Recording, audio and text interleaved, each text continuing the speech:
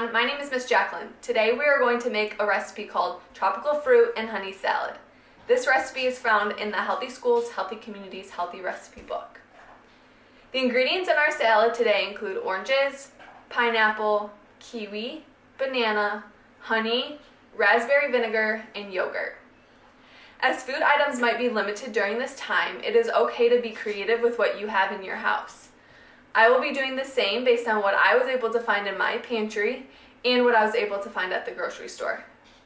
Before you get started, it's important to wash your hands with warm water and soap for at least 20 seconds. Let's get started. So first, I am going to combine my vinegar. The recipe calls for raspberry vinegar, however, I did not have that, so I'll be using apple cider vinegar instead. I'm going to include it in here. And I'm going to add in my honey.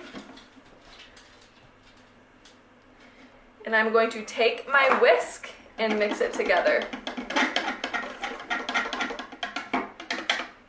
Then what I'm going to do is take my yogurt. You can take any kind of fat-free yogurt. I have plain Greek yogurt here, and add it in. And this is going to make the dressing for our tropical fruit salad. And mix that in together again. And then what you're going to do is you're just going to leave this on the side until you're ready for that. And then I'm going to take a large mixing bowl and add in all of my fruit. So I'm going to start with my oranges. The recipe calls for a navel orange, however, I'm going to use canned oranges. Add that in. And then I'm going to add in my canned pineapple.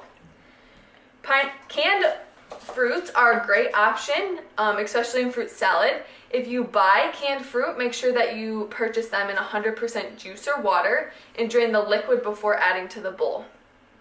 Finally, I'm going to take my fresh banana and kiwi and add it in. And I'm just going to stir all of my fruit together. And then finally, I'm going to take my dressing and pour it over.